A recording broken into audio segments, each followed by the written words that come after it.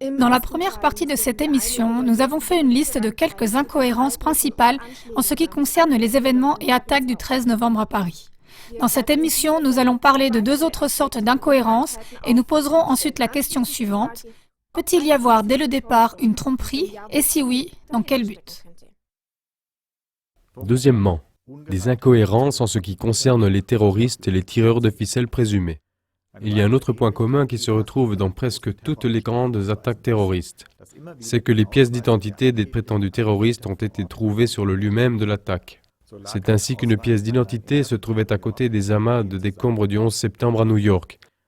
Et puis lors de l'attaque contre le magazine Charlie Hebdo le 7 janvier 2015, une pièce d'identité se trouvait sur le siège de la voiture des fugitifs. Et à Paris, récemment, une pièce d'identité se trouvait à côté d'un terroriste près du stade de foot.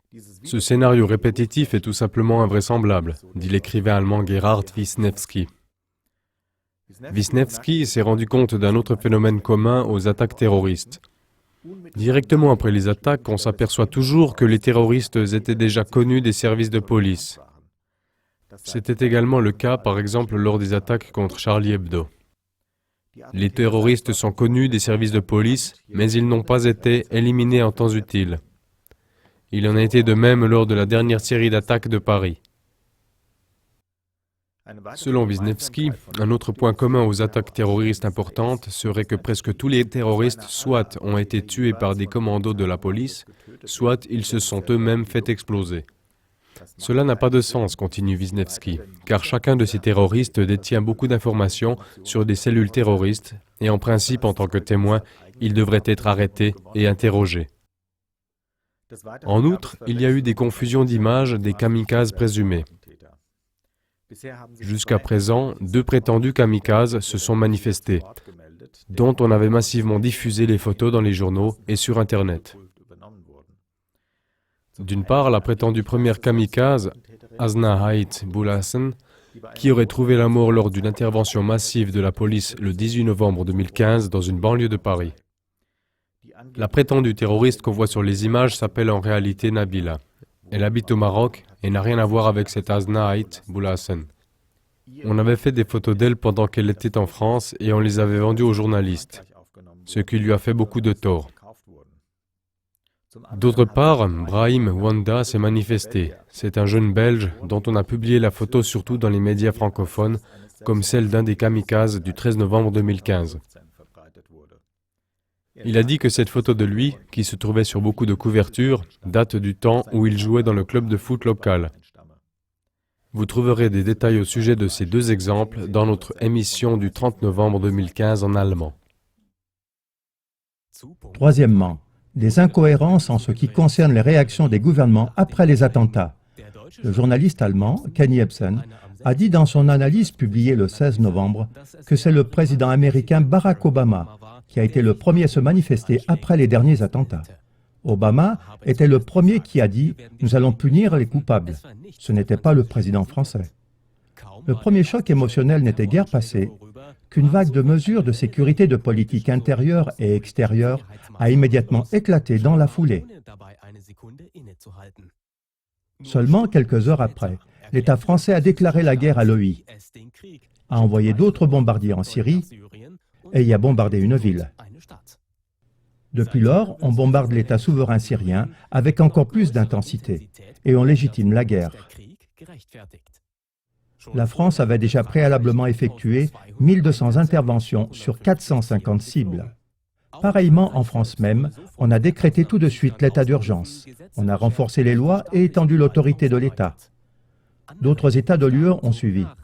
À Hanovre, on a annulé le match international de foot entre l'Allemagne et les Pays-Bas. Dans le contexte de prétendues indications concrètes d'une nouvelle attaque prévue par des terroristes, on a déclaré dans la capitale de Bruxelles le niveau maximum de vigilance antiterroriste, ceci pendant plusieurs jours. Nous avons parlé en détail des mesures de politique intérieure de l'UE sous le lien affiché. En raison de toutes ces incohérences et des réactions apparemment précipitées des gouvernements, Wisniewski tire la conclusion que les services secrets ne veulent pas du tout prévenir toutes ces attaques. En d'autres mots, il s'agirait de nouveau, en ce qui concerne la série d'attentats de Paris, d'une sorte d'opération sous faux pavillon, ce qui veut dire d'une tromperie ciblée. Et cela voudrait dire que certes les attaques auraient été faites totalement ou partiellement par des terroristes de l'EI, mais qu'elles auraient été orchestrées par des services secrets ou au moins permises et instrumentalisées pour leur propre but. Les buts éventuels des services secrets et de leur gouvernement sont manifestes.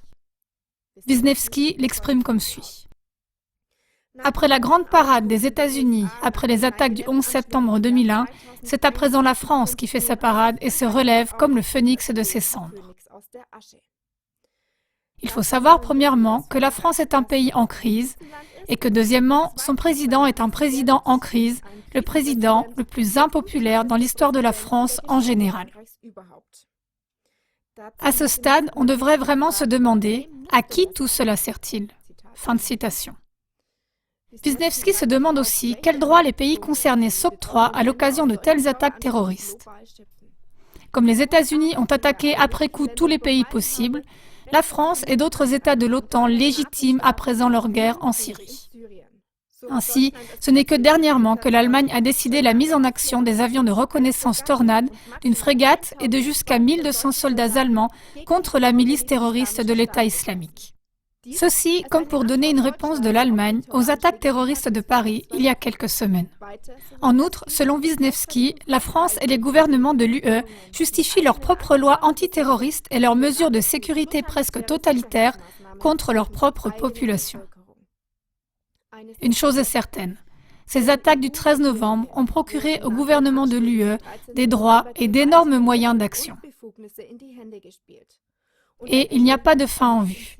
Les services secrets ont déjà annoncé qu'ils ne pourraient probablement pas empêcher toutes les attaques terroristes malgré tous leurs investissements et toutes leurs forces. Cet aveu n'est-il pas plutôt à comprendre comme une façon de préparer le peuple à s'attendre à d'autres attaques terroristes et à accepter sans résistance des mesures de sécurité ? Celui qui ne dit pas non dit oui à la guerre dans son propre pays, à la guerre contre son foyer et contre sa vie.